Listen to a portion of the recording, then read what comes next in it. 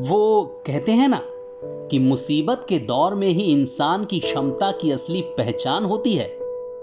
तो कोरोना से चल रही मानवता की इस जंग में आप या तो घर में बैठकर सरकार और सिस्टम को गालियां देते रहिए, या अपने पास तक मदद के पहुंचने का इंतजार करिए, या परिस्थितियों के गुलाम होकर चुपचाप जो हो रहा है होने दीजिए, या फिर चुनौतियों के हिसाब से खुद को ढाल कर मुश्किलों में से भी अवसर को बाहर निकाल लीजिए। तो मौजूदा वक्त में चल रहे इतिहास में दर्ज होने वाले तमाम किस्सों के बीच आपको सुनाते हैं राजीव की कहानी। कैसे उसने परिस्थितियों को ही मात दे दी। यह सच्ची कहानी कमल रामवानी ने लिखी है, जिसे फेसबुक के एक ट्रैवलिंग फूडी सारांश ग्रुप पर पोस्ट किया है अजीत सिंह ने। सुबह सुबह जब पहली चाय पी रहा था तो घरवाली ने मेन गेट से आवाज लगाई, बाहर आओ। कमल ने कहा, क्या हुआ? देखो ना, वैगनार में आम बिक रहे हैं, घरवाली बोली। कमल बाहर पहुंचा तो देखा सच में एक वैगनार में कोई पीछे की सीट और डिक्की में आम रख कर लाया था और आवाज लगा रहा था, आम ले लो आम, 100 के 2 किलो। सभी के चेहरे पर मास्क था, मगर अचानक आम वाला बोला, अरे कमल भैया, आप यहां रहते हैं? कमल ने कहा, हां। आम वाले ने तुरंत मास्क नीचे किया तो उसे कमल पहचान गया और बोला, अरे राजीव, तुम कब से आम बेचने लगे? तुम्हारा तो चश्मे का होलसेल का काम है।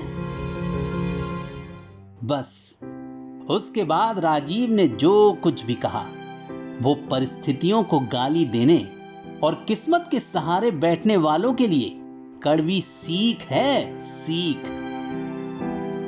वो बोला, भैया इसी गाड़ी में चश्मे भरकर आसपास के गांव में सप्लाई करने जाता था, लेकिन लॉकडाउन की वजह से सारे गांव सील हैं, सारे शहर सील हैं। अब इस बीच ये चिंता सताने लगी कि कार की किश्त कैसे जाएगी, मकान का भाड़ा कैसे दूंगा, घर का रोजमर्रा का खर्च कैसे चलाऊंगा। अब हम तो ठहरे रोज कमाने खाने वाले आदमी, सेविंग्स भी है नहीं, तो कैसे चलेगा। बस 3-4 दिन तो खाली बैठकर सोचता रहा, फिर फैसला किया कि ऐसे नहीं चल पाएगी गाड़ी। बस कृषि मंडी पहुंच गया और आम की 5 कैरेट ले आया। पता है, पहले ही दिन 50 किलो आम बेच दिए और मुनाफा हुआ 600 रुपए का। 100-150 की गैस जल गई, तब भी 400 से 450 रुपए बच गए। हौसला आया तो धीरे धीरे आम की क्वांटिटी बढ़ाता गया। अब हर रोज 10 कैरेट मतलब 100 किलो आम बेच लेता हूं।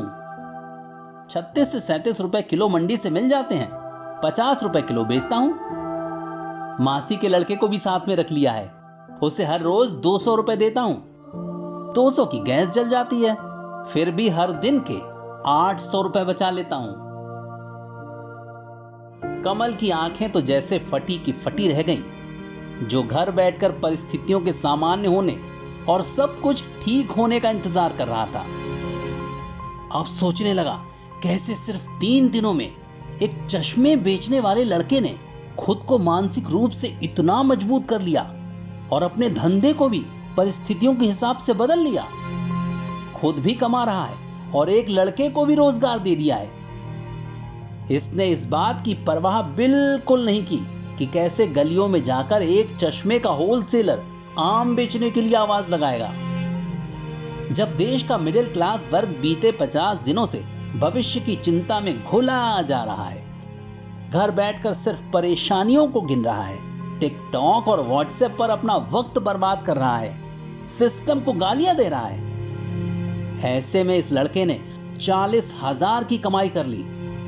इस लड़के ने तो वो कर दिया जो अगर मुसीबत में आया हर इंसान कर ले तो काम कितना आसान हो जाए।